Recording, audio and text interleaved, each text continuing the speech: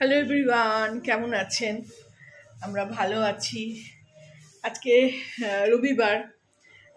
এখন অনেকটাই বেলা, 12:30 বাজছে। এই যে 12:25।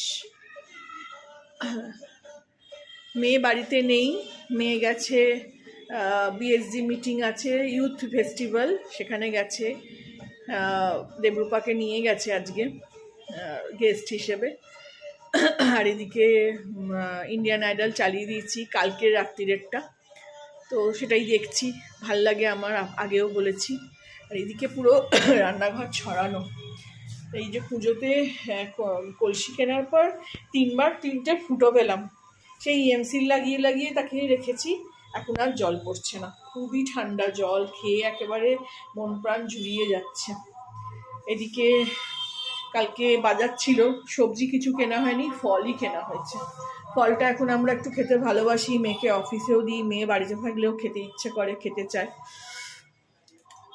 তো এই জন্য একটু ফল ওই কালকে গেছিল দেবরূপার সঙ্গে গিয়ে কিনে এনেছে।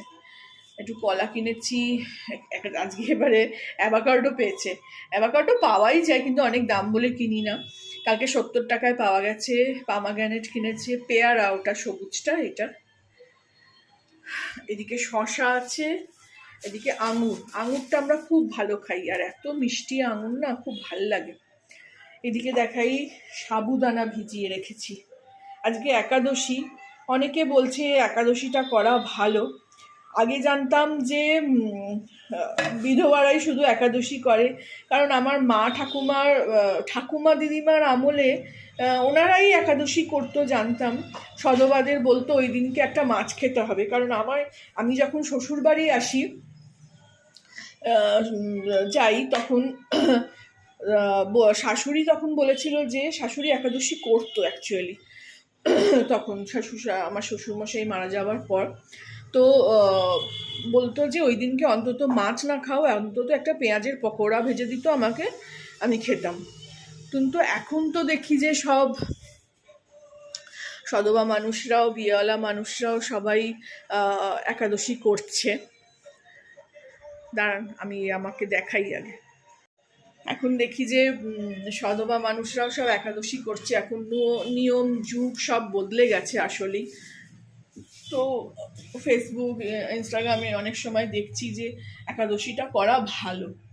তো আমার তো এমনি হাজব্যান্ড নেই, অনেক দিন হলো। এই না 21শে মে আসলে এই বছরে 2026-এ 9 বছর হয়ে যাবে।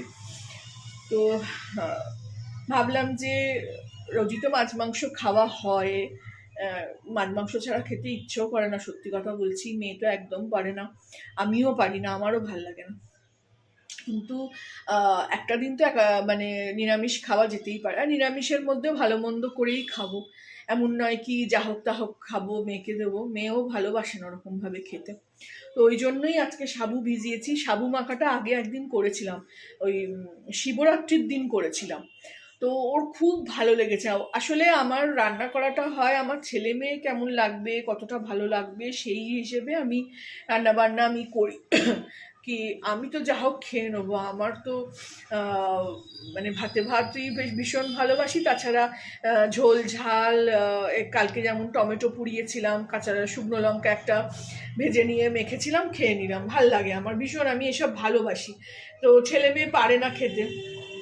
ছেলে তো বাইরে, ছেলে তো এখন মানে নিজেই ওখানে যা খাওয়া পাওয়া যায় তাই খেতে, আবার কখনো কখনো নিজে রান্না করেও খাচ্ছে। তো এই সাবু মাখাটা খেয়ে ওর খুব ভালো লেগেছিল। তো আমি ভাবলাম যখন এইসব তেওহার মানে এইসব উপবাসগুলো করব, তখন এরকম একটু ভালো মন্দই কিছু করব। আর একটু লুচি ভেজে নেবো রাত্রিরে, অল্প করে। রাত্রিরে তো বেশি খাওয়া হয় না, 4টে করে লুচি ভাজলেই আমাদের হয়ে যাবে। কালকে আবার ওর অফিসও আছে, অফিসেও টিফিন দিতে হবে। তো অনেক কিছু মাথায় রেখে কাজ করি যে আবার কালকে কি করতে বসবো। এখন মানে ভাল লাগছে না গরমে রান্না করতে, রান্নাঘরে ঢুকলেই দরদর করে ঘেমে যাচ্ছি একদম, মানে ঘাম একদম গড়িয়ে পড়ছে, মাথা ফাথা ভিজে যাচ্ছে আমার, চুল ঠুল। তো সেই জন্য অনেক রকম ভেবে কাজ করতে হয় যে এক পাটেই হয়ে যাবে আমার। তো ওই জন্যই সাবুও ভেজানো, সাবুটা সকালে খাওয়া হয়ে যাবে। মিটিং থেকে এসে খাবে। আর রাত্রিরে একটু লুচি ভাজবো অল্প করে, আর একটু আলুর তরকারি করবো। তো এই আজকে ভেবে রেখেছি আজকের দিনটা। এখনো কোনো কাজ হয়নি, প্রেয়ার করে উঠলাম, একটু ছাতু গুলে খেয়ে নিয়েছি, মানে পেটটা খালি থাকলে না বড্ড কষ্ট হয়। তো ছাতু গুলে একটু খেয়ে নিয়েছি, ছাতুর শরবত একটু নুন দিয়ে। ও আসলে ওকেও ভেবেছি একটু ছাতুর শরবতই করে দেবো, কারণ যে হারে গরম পড়ছে না, খুব জল টানছে, জল খাচ্ছি খুব আমরা। তো এখন এই উঠেছি, চান্টিং করে উঠলাম, ঘরটা ওই খাটফাটগুলো সব ঝাড়া হলো, একটু রান্নার দিকে রান্নাটা এগিয়ে নিই, তারপরে ঝাড়ু পোছাও করবো।